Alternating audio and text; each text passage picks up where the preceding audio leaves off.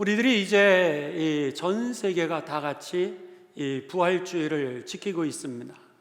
이 부활주일의 그 선언은 예수님이 부활하셨습니다 라고 하는 그런 선언입니다. 예수님이 부활하셨습니다 라고 하는 이 선언은 여러분, 오늘 예수님을 통하여서 죽음의 권세가 깨졌다라고 하는 그런 선언인 것입니다. 인생의 죽음이 끝이 아니라, 무덤이 끝이 아니라 그 이후에 하나님의 나라가 실제라고 했던 이 사실을 온 세계가 함께 선언하는 날이 바로 오늘이었던 겁니다. 제가 가끔 여러분들에게 말씀드리는 것처럼 어느 임종의 세계를 경험하셨던 분의 그 이야기입니다. 여러분, 죽음이 인생의 끝이었다면 그에게 이런 경험이 없었을 겁니다. 그랬는데 그가요 임종의 세계를 들어갔다가 나오시는데 뭐라고 그랬으면 가는 길이 그렇게 깨끗하더라는 거예요. 가는 길이 그렇게 깨끗하더라는 거예요. 그리고 기분은 너무너무 상쾌하더라는 거예요. 그리고 우리들이 임종하시는 분에 대해서 더 효도할 걸, 더 사랑할 걸, 더 베풀 걸, 우리들은 그렇게 후회하는데 임종을 경험한 분은 뭐라 그러시냐면 세상에 미련이 하나도 없더라는 거예요. 세상에 미련이 하나도 없고요, 그리고 나서 그 이전의 과거들이 하나도 기억나지 않더랍니다. 우리만 과거를 돌아보면서 후회하기도 하고 자책하기도 하고 죄책감에 시달리는데 오늘 하나님 나라 가는 분은 전혀 그렇지 않더라는 거예요. 기분이 너무 상쾌하고 그 길은 너무 깨끗하다라고 하는 겁니다. 여러분, 오늘 예수님이 부활하셨습니다 라고 하는 이 선언은 우리들의 인생에 있어서 죽음이 끝이 아니라는 거예요. 그 임종을 경험하셨던 분이 바로 그 얘기를 하는 거죠. 그뿐만이 아니라 여러분, 김금녀 권사님, 여러분 다 아시죠? 우리 원로 권사님이셨던 김금녀 권사님이 이제 교회 예배를 드리시고 마치고 이제 교회를 나가시다가 계단 올라가는 그 입구 있는 쪽에서 이렇게 쓰러지셨습니다. 우리들은 다 놀랬습니다. 그래가지고 어떻게 해야 되냐고 막 이렇게 난리를 쳤는데 나중에 권사님이 이제 쓰러지시면서 졸도를 하셨는데, 그리고 나서는 제가 집으로 신방을 갔었습니다. 그리고 나서는 졸도하고 깨셔서 집으로 신방을 가셨는데 권사님 얼마나 아프셨어요? 얼마나 놀라셨어요? 제가 그렇게 말씀드렸습니다. 그랬더니요, 권사님 뭐라 그러시는지 아세요? 목사님, 하나도 안 아팠다는 거예요. 하나도 안 아프고, 두 번째는 그때 하나님 나라 갔어야 되는데 왜 깼는지 모르겠다고 깬 거를 후회하시는 거예요. 하나님의 나라로 인도하시는데 여러분, 우리가 너무 무서워하는데 그것을 경험하는 분은 하나도 안 아프더라는 거예요.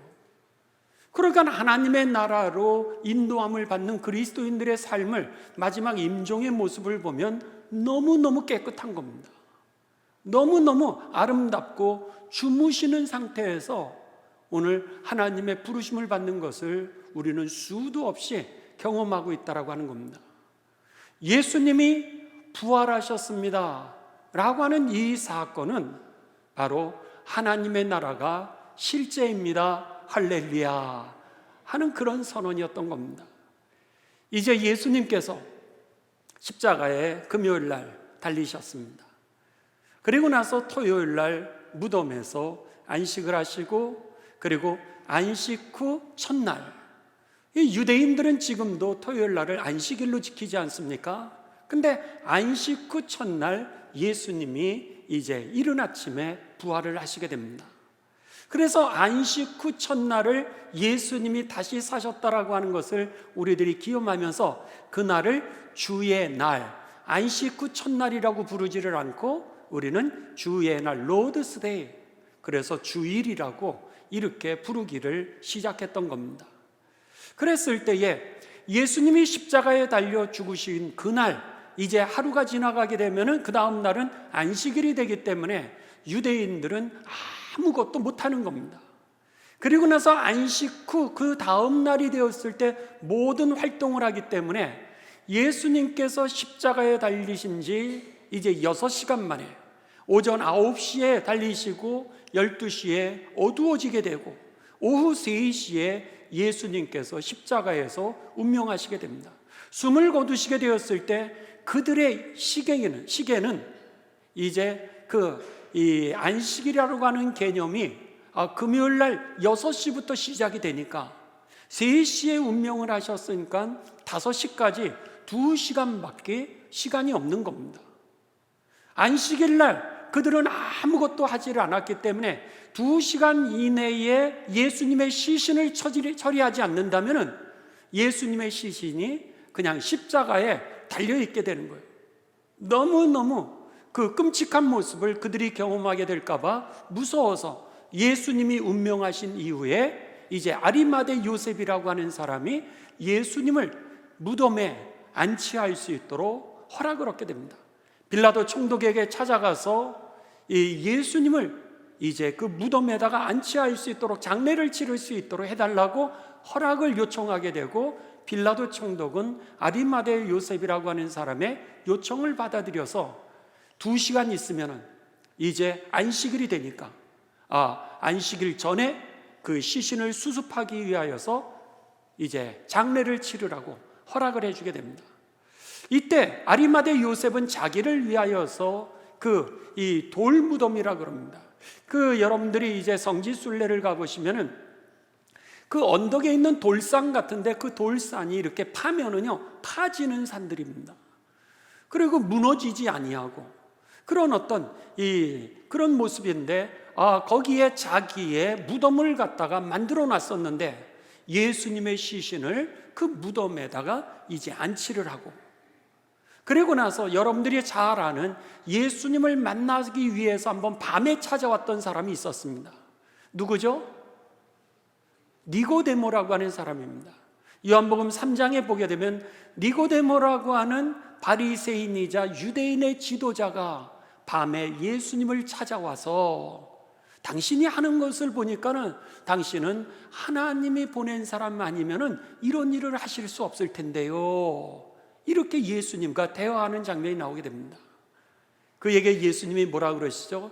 사람이 거듭나지 아니하면 하나님의 나라를 볼 수도 없고 하나님 나라를 들어갈 수도 없느니라. 거듭나는 게 뭐죠? 죄의 문제를 해결하지 아니하고서는 이 죄의 결론은 뭐죠? 여러분 사망입니다. 죄의 싹은 사망이었던 거예요. 오늘 죄의 문제를 해결하지 아니하고는 어느 누구도 그 사망의 권세를 깨트리고 하나님의 나라를 들어갈 자가 없느니라. 이렇게 예수님이 그 바리새인에게 얘기하셨던 겁니다. 그래서 예수님이 십자가에 달려 돌아가신 이후에 이 니고데모도 찾아오게 됩니다.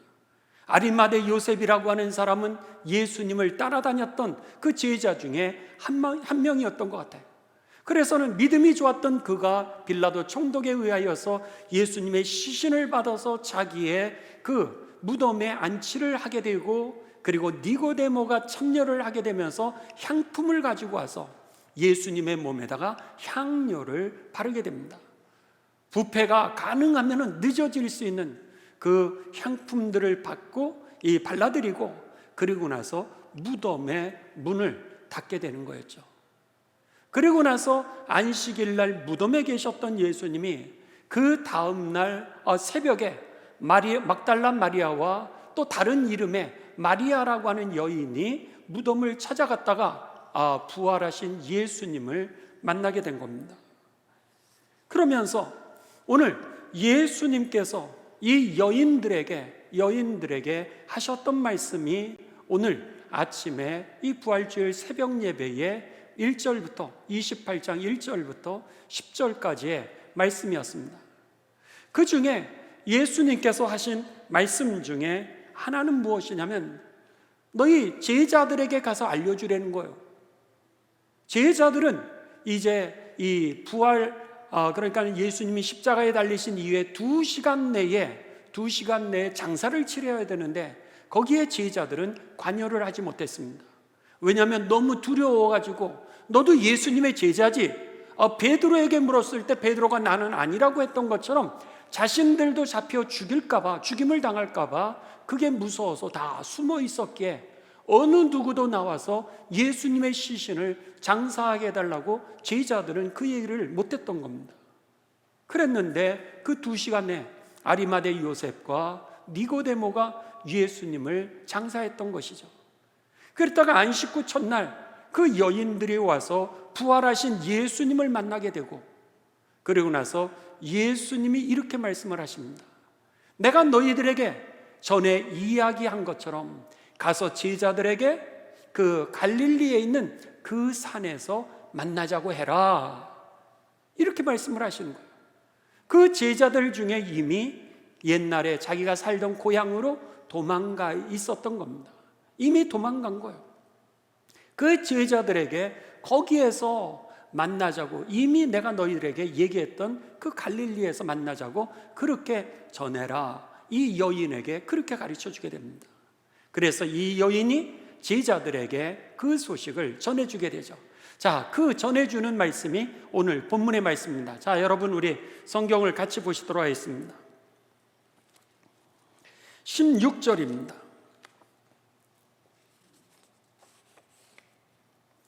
자, 16절 11제자가 갈릴리에 가서 예수께서 지시하신 산에 이르러, 이 갈릴리라고 하는 곳은 예수님께서 갈릴리에서 자라나셨죠. 그리고 거기에서 예수님이 목수의 일을 하시면서 자라나셨고, 그곳에서 이제 제자들을 부르셨던 곳이 바로 갈릴리였습니다. 그러니까 처음 복음, 하나님의 나라를 선포하기 시작했던 곳이 갈릴리였습니다. 그런데 지금 예수님이 부활하셔서 그 제자들을 만나자고 했던 곳이 어디예요? 그 처음 하나님의 나라가 실제라고 하는 것을 처음으로 전하셨던, 회개하라 천국이 가까웠느니라 그러면서 제자들을 부르셨던 그 갈릴리에 예수님께서 다시 부활하셔서 그곳에서 제자들을 만나셨다고 하는 겁니다. 그러면서 갈릴리에 가서 예수께서 지시하신 산에, 예수님이 어느 산에서 만나자 그랬을까? 성경은 기록이 되어 있지 않습니다. 어느 산인지는 기록이 안 되어 있는데 주경학자들은 뭐라고 생각하냐면, 혹시나 예수님이 변화하셨던 그 변화산이 아닐까.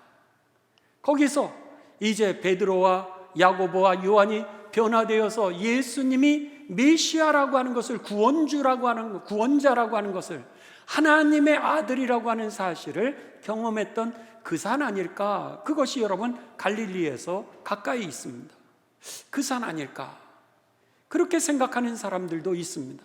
그렇지만 여러분, 그게 변화산인지 아니면 다볼이라고 부르는 그 산인지는 주경학자들마다 이제 이해가 다르기 때문에 아무튼 성경상에는 정확하지는 않는데, 여기에 보면 제자들은 예수님과 만나기로 했던 산을 이미 알고 있었던 겁니다. 그래서는 그 산에 그 제자들이 이제 가게 되죠. 여인들을 통하여서 그 산에서 만나자고 했던 그 소식대로 그들이 이제 여기에 베들레헴에서는, 아니 예루살렘에서는 예수님을 믿는 사람들을 갖다가 다 잡아 죽이고 있을 터이니까, 그러니 그쪽 먼 데 가서 예수님이 만나자고 했으니 그 산에 아마 갔으리라, 이렇게 생각을 합니다. 그러면서 이제 제자들이 그 갈릴리 산으로 가게 됩니다. 그런데 예수님께서 뭐라 그러셨냐면, 내가 전에 얘기했던 대로 제자들에게 가서 내가 살아났으니 갈릴리에 있는 그 산에서 만나자고 해라, 이렇게 예수님께서 그 여인들에게 그렇게 말씀하셨습니다. 자, 여러분 7절을 한번 보시죠. 28장 7절을 먼저 보시도록 하겠습니다. 그 여인들에게 예수님이 이렇게 말씀하십니다. 빨리 가서, 또 빨리 가서 그의 제자들에게 이르되, 그가 죽은 자 가운데서 살아나셨고 너희보다 먼저 갈릴리로 가시나니 거기서 너희가 배우리라 하라. 이러면서 그들에게 갈릴리로 가서 거기서 만나자 이 얘기를 전해달라고 그렇게 말씀하십니다. 자, 더 나아가서 여러분 또 더 나아가 우리 10절입니다. 10절을 보시죠. 10절, 이 여인들이 이에 예수께서 이르시되 무서워하지 말라. 가서 네 형제들에게 갈릴리로 가라 하라. 거기서 나를 보리라. 이렇게 또다시 그 형제들에게 가르쳐 주도록 그렇게 말씀하십니다. 그뿐만이 아닙니다. 마태복음 26장 32절에도요. 한번 여러분 그 몇 장 앞으로 넘어가니까 찾아보시 바랍니다. 마태복음 26장.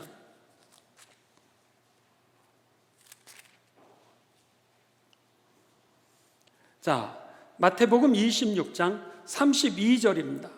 베드로가 이제 예수님을 3번 부인할 것을 말씀하시면서 뭐라 그러시면 그러나 내가 오늘 밤 나를 버리리라 이렇게 말씀하시고 3번 부인하리라 이 말씀 속에 32절에 뭐라 그래요? 그러나 내가 살아난 후에 너희보다 먼저 갈릴리로 가리라.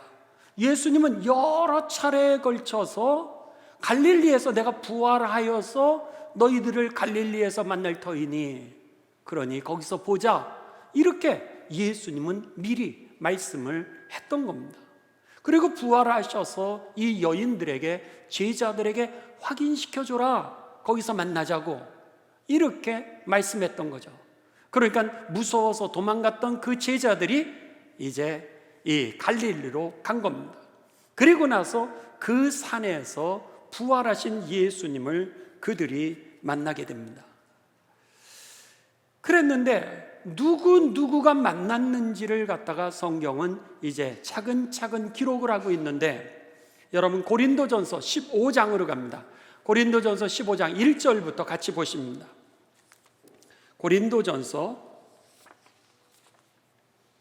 15장으로 갑니다. 부활장입니다.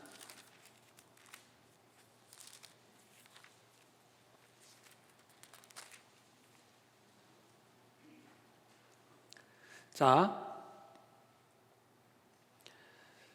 우리 1절부터 제가 읽어갑니다. 형제들아, 바울이 지금 얘기를 하는 거죠. 형제들아, 내가 너희에게 전한 복음을 예수 그리스도에 관한 거죠. 예수 그리스도에 관한 것을 너희에게 알게 하노니 이는 너희가 받은 것이요 너희가 이미 들은 것이요 또 예수님을 믿고 있는 그 내용이라 그런 뜻입니다. 2절, 너희가 만일 내가 전한 그 말을 굳게 지키고 예수 그리스도에 대한 복음이죠. 하나님 나라에 관한 말씀입니다. 그것을 지키고 헛되게 믿지 아니하면 반드시 그로 말미암아 구원을 얻으리라. 예수님을 믿으면 구원을 절대로 너희들이 헛되게 되지 아니하고 구원을 받게 되리라. 이 말씀을 바울이 하게 됩니다. 그러면서 3절, 내가 먼저 받은 것을 너희에게 전하노니 내가 먼저 살아계신 죽음이 끝이 아니라 그 이후에 부활이 있고 승천이 있다라고 하는 것, 하나님의 나라가 실제였다라고 하는 사실을 내가 먼저 경험했는데 그것을 내가 너희에게 전하였노니 이는 성경 말씀 그대로 예언자들이 했던 모든 얘기들입니다. 예언서 그리고 모든 구약의 내용들입니다. 그 예언자들이 말씀하신 대로 그리스도께서 우리의 죄를 위하여 죽으시고 장사 지낸 바 되셨다가 성경대로 사흘 만에 다시 살아나사 만난 사람들을 나열합니다. 게바에게 보이고 베드로죠. 이 여인들이 이제 깜짝 놀라가지고 누구에게 제일 먼저 가요? 베드로에게 가죠. 베드로에게 가서 베드로 예수님이 부활하셨어요 라 그랬을 때 베드로와 요한이 그 소식을 제일 먼저 듣게 됩니다. 그랬을 때 게바에게 보이시고 후에 12 제자에게와 지금 갈릴리에서 만나자 도망갔던 그 제자들을 어디서 만나게 돼요? 12 제자들을 거기서 11 제자라 그러죠. 가룟 유다는 이미 예수님을 팔아먹고 자책감에 의해서 자살하고 말았죠. 목매달아 자살했으니까는 지금 11명의 제자들이 갈릴리에 지금 모여 있는데, 여기에 보면은 이 게바에게 보이시고 후에 12제자에게와 그 후에 500여 형제에게 일시에 보이셨나니, 500명에게 일시에 보였다라고 하는 얘기를 우리가 성경에서는 찾아볼 수가 없습니다. 500명의 예수님을 따르는 그 제자들이 부활하신 예수님을 어디서 만났을까? 라 그랬을 때, 오늘 이 갈릴리에 제자들이 가면서 가만히 있었겠습니까? 예수님이 거기서 만나자 그랬으니까 예수님을 따르던 사람들에게 한번 와보라고, 그리고 이 여인들이 막달라 마리아와 다른 마리아가 우리가 예수님을 만났다는데, 부활한 예수님을 만났다는데 무덤에 가보라고 폈다고 그랬으니 예수님을 따라가던 그 모든 사람들이 얼마나 궁금했겠습니까? 그러니까 주경학자들이 이렇게 성경을 연구하면서 추적을 해보니까 성경에는 500명이 예수님을 한꺼번에 만난 것이 없는데, 그때에 갈릴리에서 부활한 이후에 만나자라고 했던 그 사건 속에 그때 11명만 온 것이 아니라 산에서 만났으니까, 예수님이 산에서 이제 복음을 전하셨던 산상수훈을 가르치셨던 것도 산 아니겠습니까? 그랬던 것처럼 그 산에서 모일 때 부활한 것을 궁금해했던 사람들이 모였던 그 자리가 500명의 그 제자들이 예수님을 만났던 그 사건을 지금 바울이 기록하고 있다는 거예요. 예수님이 승천하신 이후에, 십자가에 죽으신 이후에 성경을 제일 먼저 쓴 사람이 누구였냐면 바울이었습니다. 주전 50년경, 60년경이에요. 예수님이 30년에서 33년경에 죽으셨다면 오늘 이 성경을 기록했던 바울이 제일 먼저 기록하게 되는데, 그 기록했던 연수가 50년대였다라고 하는 겁니다. 그러니까는 바울이 지금 기록하고 있는 베드로가 먼저 보고, 그리고 나서 이후에 12제자에게 보이시고 그 후에 500여 형제에게 일시에 보이셨나니, 그 중에 지금까지 대다수는 살아있고 어떤 사람은 잠들었으며, 그 20년 사이에 여전히 증인들이 다 있다라고 하는 것을 편지를 쓰면서 여러분들이 증인 아니냐고, 그 사람들이 이 사람들이 증인이라고 부활을 경험한 사람들을 보라 그러면서 지금 이 고린도전서를 쓰고 있는 겁니다. 고린도 교인에게 보내는 편지였던 거죠. 그냥 나 혼자 상상해서 쓰는 게 아니라. 그러니까는 이렇게 수없이 많은 사람들이 살아났다라고 하는 거, 부활이라고 하는 것은 동화의 얘기가 아니었다는 거예요. 죽음이 인생의 끝이라고 하는 세상 사람들의 얘기는 거짓말이라는 거예요. 그 이후에는 부활이 있고 승천이 있고 하나님의 나라가 실제라고 하는 사실을 오늘 성경은 우리들에게 이것을 거듭거듭 강조하고 있는 겁니다. 그렇다면 첫 번째 중요한 메시지가 있습니다. 왜 성경은 이 부활의 역사성에 대하여서 이렇게 강조하고 또 강조하고 있는 것일까? 그 이유는 예수님이 부활하셨으면 우리들도 부활할 것이기에, 예수님이 사셨기에 여러분 우리들도 살리라, 이 말씀이 우리들에게 주신 하나님의 메시지였던 겁니다. 여러분, 오늘 인생의 끝이 무덤이 아니라 그 이후에는 천국과 지옥이 실제라고 하는 사실이 저와 여러분에게 그대로 들려지셔서, 정말 하늘이 꺼져도 땅이 무너져도 여러분 우리가 이 믿음의 길을 나는 변함없이 걸어가리라, 이 믿음이 확실하게 되시기를 주님의 이름으로 축원합니다. 만일 그래서 바울이 그러는 거예요. 이것을 여러분들이 못 믿는다면, 이것을 못 믿는다면은 여러분의 믿음은 헛거라는 거예요. 왜? 예수님을 통하여서 하나님의 나라가 실제라는 걸 가르쳐 줬는데 이 부활을 못 믿는다면 죽음이 끝인데 여러분 그 다음엔 승천을 어떻게 믿냐겠는 거예요. 그 다음에 하나님의 나라에 상급이 있다라고 하는 거 뭘 믿냐는 거예요. 어떻게 믿을 수 있겠냐는 거예요. 그거는 상상이지 그거는 가짜라는 거예요. 그렇기 때문에 믿음의 출발점은 어디 있었냐면 바로 예수 그리스도를 통하여 이 죽음의 권세가 깨졌다는 것. 죽음의 권세가 깨졌다라고 하는 것은 죄의 삭은 사망이니까 죄의 문제가 해결됐다는 거예요. 우리의 죄의 문제가 예수 그리스도 안에서 해결됐다라고 하는 선언이었던 것입니다. 죄의 문제가 해결된 건 뭐예요? 결국은 우리는 잃어버린 하나님의 나라의 자녀로 다시 태어나게 됐다는 거예요.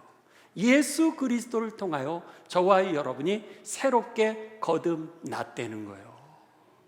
잃어버린 하나님의 형상도 되찾고 하나님의 나라의 그 영광도 이미 되찾아 있고 시작된 하나님 나라의 완성이 여러분 세상에서 우리들이 누릴 뿐만 아니라 이제 천국으로 가는 날, 그날 완성되게 될 것입니다. 이게 바로 가장 중요한 핵심적인 메시지였던 겁니다. 그래서 예수님의 제자들을 보라는 거예요. 이제 그 예수님의 제자들을 보면은 그들이 어떻게 됩니까? 다 하나같이 순교하지 않습니까? 베드로는요 로마에서 복음을 전하다가 순교합니다. 십자가에 나를 거꾸로 매달리는 거예요. 내가 어떻게 예수님처럼 똑같이 매달려 죽을 수 있겠냐고 나를 거꾸로 매달리는 거예요. 여러분 미친 사람 아니면 그렇게 하겠습니까? 근데 예수에 미쳤던 거예요. 나는 예수님을 모른다라 그러면서 저주까지 했던 그 베드로, 통곡했던 그의 삶인데 그가 그렇게 내가 어떻게 예수님처럼 죽을 수 있겠냐고 스스로 찾아가서 여러분 이 생명을 내어줄 수 있었던 것은 오늘 부활이 실제니까 죽음을 뛰어넘을 수가 있었던 것이죠. 그뿐입니까? 여러분 예수님의 제자 안드레 역시 오늘 헬라로 가서 전도하게 됩니다. 거기서 복음을 전하다가 결국 십자가의 줄로 매달려서 그도 순교하게 되죠. 안드레는요 내가 어떻게 예수님처럼 죽을 수 있겠냐 그래서 베드로처럼 거꾸로가 아니라 이제 이렇게 옆으로 대각선으로 그가 십자가에 달려 죽임을 당하게 됩니다. 오늘 그런 제자들의 모습, 야고보 여러분 예수님의 복음을 전하다가 예루살렘에서 순교하죠. 요한 여러분 우리들이 잘 아는 것처럼 밤모섬에 유배까지 가서 거기에서 고난을 당하다가 요한계시록을 쓰고 나중에 죽임을 당하죠. 빌립 여러분 부르기아라고 하는 곳에 가서 기둥에, 그냥 이런 기둥입니다, 기둥에 매달려 가지고 거기서 묶여 가지고 찢김을 당하면서 죽임을 당합니다. 그런데도 불구하고 죽는 순간까지 그들이 하나님을 찬송했다라고 하는 거죠. 미치지 않고서야. 그렇습니다. 하나님의 나라가 실제라고 하는 걸 보니까 여러분 미치지 않았는데도 불구하고 다른 사람은 예수에 미쳤다라고 그런 삶으로 그들이 달라졌다라고 하는 거죠. 도마 인도에 가서 복음을 전하다가 창에 찔려 순교를 당하고요. 마태 에티오피아로 가서 복음을 전하다가 여러분 그가 결국 칼날에 목이 베어 죽임을 당하는 순교를 했다라고 하는 겁니다. 오늘 그 외의 모든 제자들이 다 그렇게 죽었고요. 오늘 부활이 실제라고 증거했던 이 바울도 로마에서 결국 목베임을 당하면서 순교를 당하였던 겁니다. 성지순례 때 우리가 이제 로마에 가시면 이 바울이 순교한 그 순교의 터를 우리들이 방문하게 됩니다. 그랬는데 바울이라고 하는 사람은 이미 예수님을 믿던 사람들을 핍박하던 사람 아니었겠습니까? 근데 그 삶이 그렇게 달라졌다라고 하는 것은 오늘 부활하신 그 주님을 만나고 나니까 이게 실제였구나 라고 하니까 여러분 그의 인생이 달라졌던 것이죠. 그러면서 오늘 여러분들이 집에 가셔서 고린도전서 이 지금 15장의 1절부터 6절까지만 보셨는데 그 이유는 뭐예요? 부활한 형체에 대해서 이제 세밀하게 얘기합니다. 그러면서 부활이라고 하는 것이 얼마나 신령한 몸으로 하나님 나라에 들어가게 되는 몸인지를 갖다가 일일이 다 설명을 하죠. 그러니까는 이 사람들이 부활하신 분을 봤을 뿐만 아니라 부활하신 분의 몸은 이런 몸이라고 이렇게 가르쳐 줬던 겁니다. 오늘 메시지에 여러분 가장 중요한 것은 예수님이 사신 것처럼 우리도 살아나리라. 이것이 저와 여러분에게 여러분 깊이 말씀해 주시는 메시지가 되시기를 주님의 이름으로 축원합니다. 마지막 두 번째는 우리들에게 주시는 말씀은 뭐냐면 여러분 사명을 가지고 살라는 거예요. 사명을 가지고 살아라. 즉 이제 제자들에게 하시는 말씀은 뭐예요? 너희는 가라 그러는 거예요. 이제는 가라는 거예요. 가서 많은 사람을 제자로 삼아 그들에게 세례 주라는 거예요. 세례를 주는 게 뭐예요? 그리스도인으로 세우라는 거예요. 세례를 주고 내가 너희에게 분부했던 모든 것을 가르쳐주고 하나님의 나라에 대해서 가르쳐주고 그리고 나서 그것을 그들이 지키면서 살아갈 수 있도록 그렇게 가서 복음을 전하라 라고 하는 것이 예수님의 메시지였던 겁니다. 최후의 만찬 때 예수님께서 이것은 내가 너희를 위하여 내어주는 나의 몸이니 그러면서 빵을 쪼갰습니다. 몸을 쪼개주셨던 거죠. 그리고 빵덩어리를 그에게 주면서 받아 먹으라, 내가 너희를 위해서 내어주는 나의 몸이라 말씀하셨고, 그리고 포도주를 주시면서 그에게 너희를 위하여 흘린 나의 피니 이것을 마실 때마다 나를 기억해라 하시면서 예수님의 죽음 그리고 나서 그 부활을 가르쳐 주셨습니다. 그리고 나서 예수님께서 무엇을 하셨냐면요, 허리에다가 수건을 두르셨습니다. 수건을 두르시고 그 다음에 예수님이 이렇게 무릎을 꿇으셨습니다. 예수님이 무릎을 꿇으시고 그리고 나서 그들의 발을 예수님이 씻어주셨던 것이 예수님의 그 마지막에 하셨던 사역이었습니다. 제자들이 이야기합니다. 예수님, 제가 예수님의 발을 씻겨드려야죠. 그때 예수님이 뭐라 그러세요? 아니라는 거예요. 내가 이렇게 섬긴 것 같이 너희도 가서 다른 사람을 이렇게 섬겨라. 이렇게 말씀하십니다. 하나님의 구원의 방법은 첫째는 하나님의 나라가 실제라고 하는 사실, 예수 그리스도로 인하여 새 출발할 수 있다라고 하는 사실을 가르쳐 주고, 그 다음에 두 번째는 뭐예요? 가서 그 구원을 이루는 방법이 뭐였냐면 너희가 다른 사람의 그 삶을 위해 섬기라는 거예요. 이게 바로 복음을 전하는 방법이었던 겁니다.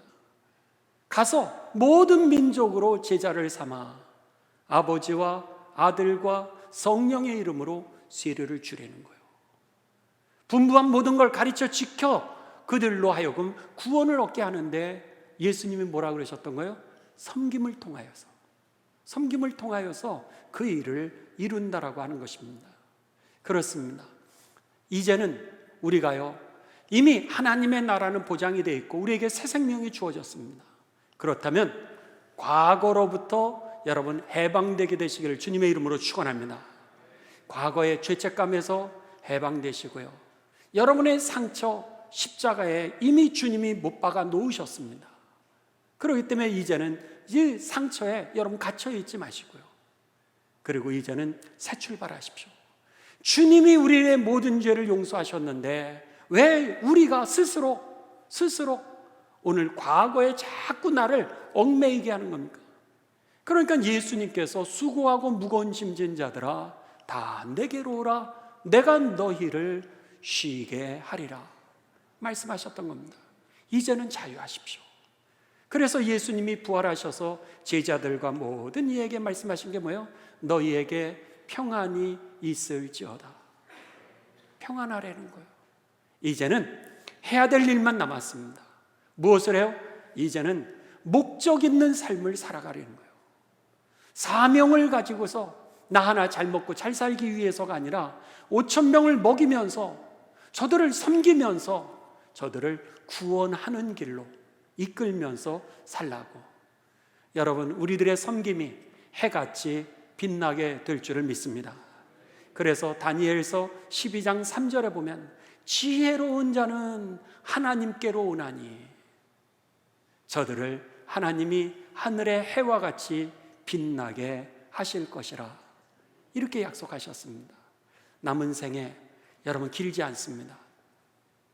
시간을 우리가 이제 계수하면서 사실 텐데요, 남은 세월, 허송세월, 헛된 데다가 여러분의 정료, 그리고 정력, 그리고 여러분의 리더십, 여러분의 물질, 여러분의 시간을 낭비하지 마시고 5,000명을 먹이고 섬기는 것을 통하여서 저들을 구원으로 이끄시는 목적 있는 삶이 되셔서 지혜로운 자는 내게 오나니 내가 그들을 하늘의 해와 같이 빛나게 하리라 하신 그 축복을 길이길이 누리게 되시기를 주님의 이름으로 축원합니다.